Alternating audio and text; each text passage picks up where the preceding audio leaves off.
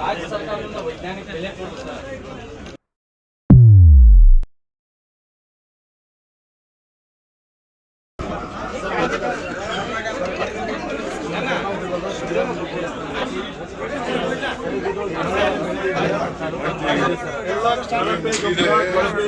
ಕೊಳಪೆ ಔಷಧ ಆಮೇಲೆ ಮಳೆ ನಿಂತು ನೀರೊಳಗೆ ನಿಂತು ಎಲ್ಲ ಬೈರಮುಲಿ ತಾಲೂಕಿಗೆ ಅಂತ ವಿಶೇಷವಾಗಿ ಇದನ್ನ ಮಾಡಿಸ್ತಾರೆ.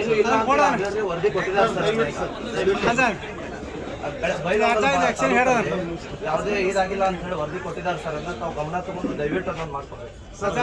ಇವತ್ತಿನ ದಿವಸ ಸನ್ಮಾನ್ಯ ಶ್ರೀ ಮುಖ್ಯಮಂತ್ರಿಗಳಾದಂಥ ಸಿದ್ದರಾಮಯ್ಯ ಸಾಹೇಬರು ಬೆಳಗಾವಿ ಏನು ಕೆಲವೊಂದಿಷ್ಟು ಆಸ್ಪತ್ರೆಗಳನ್ನು ಬಸ್ ಸ್ಟ್ಯಾಂಡ್ಗಳನ್ನು ಉದ್ಘಾಟನೆ ಮಾಡಲಿಕ್ಕೆ ಬಂದು ನಮ್ಮ ರೈತರ ಅಹವಾಲುಗಳನ್ನು ವಿಚಾರ ಮಾಡಿದರು.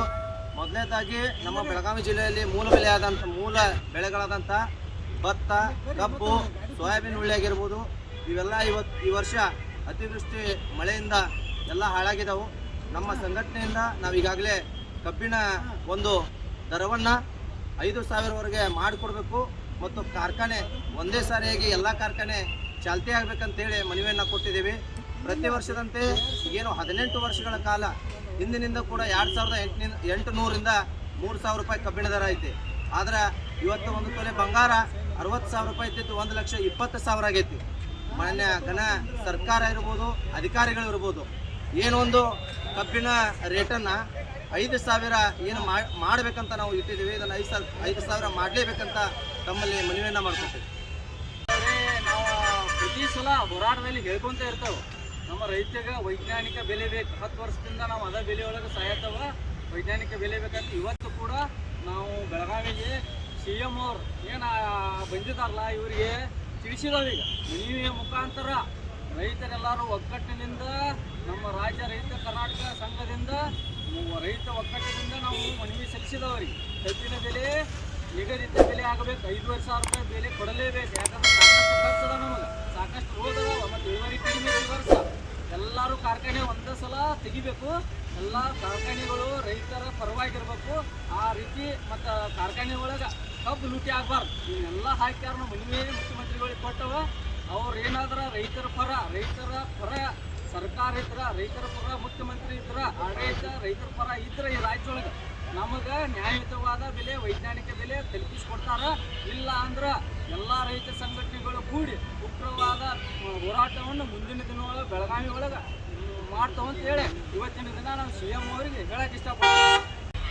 ಬೆಳಗಾವಿ ಜಿಲ್ಲೆಗೆ ಘನತೆವೆತ್ತ ಕರ್ನಾಟಕದ ಜನಪ್ರಿಯ ಮುಖ್ಯಮಂತ್ರಿಗಳಾದಂಥ ಸಿದ್ದರಾಮಯ್ಯನವರು ಭೇಟಿ ಕೊಟ್ಟಿದ್ದಾರೆ.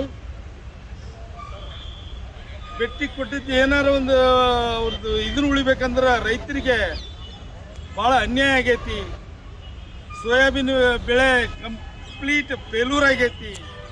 ಕಳಪೆ ಬೀಜ, ಕೊಳಪೆ ಗೊಬ್ಬರ, ಕೊಳಪೆ ಕ್ರಿಮಿನಾಶಕ ಎಲ್ಲಗಳಿಂದ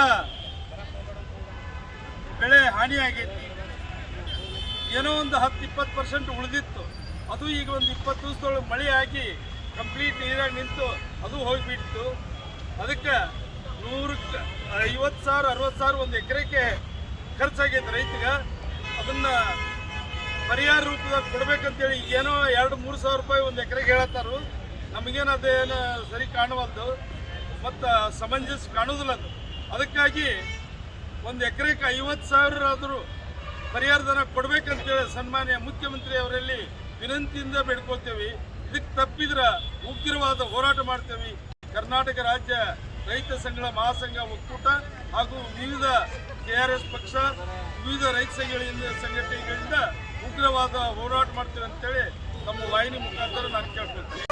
ಬೆಳೆ ಚಲೋ ಬರತೈತಿ, ಎಕರೆಗೆ 9 ಕ್ವಿಂಟಲ್ ಬರತೈತಿ, 5 ಕ್ವಿಂಟಲ್ ಬರತ್ತಂತ ಇವೆಲ್ಲ ಸುಳ್ಳು ಹೇಳಕ್ಕೆ ರೈತರಿಗೆ ಕೆಚ್ಚಾತಾರ. ಹಿಂಗೆ ಆಗಬಾರ್ದು. ಯಾಕಂದ್ರೆ ಹಿಂಗೇನಾರು ಇನ್ನು ಮತ್ತು ಮಾಡಕತ್ರ ಇನ್ನು ಮುಂದೆ ಬರೋ ದಿನಮಾನದೊಳಗೆ ನಾವು ಉಗ್ರ ಹೋರಾಟ ಮಾಡ್ತೇವೆ ಅಂತ ಹೇಳ್ತೇವೆ. ಅದೇ ರೀತಿ ನಮ್ಮ ರೈತರ ಮಕ್ಕಳು ಎಜುಕೇಷನ್ ಲೋನ್ ಅಂತ ಕೊಟ್ಟಿದ್ದಾರೆ. ಲೋನ್ ಕೊಟ್ಟರೆ ಅವ್ರಿಗೆ ತುಂಬಲಾಕ ಆಗಕ್ತಿಲ್ಲ. ಯಾಕಂದ್ರೆ ಅದಕ್ಕಾಗಿ ಈಗ ಬ್ಯಾಂಕಿನವ್ರು ಸಾಕಷ್ಟು ಹಿಂದೆ ಬರ್ತಾರೋ.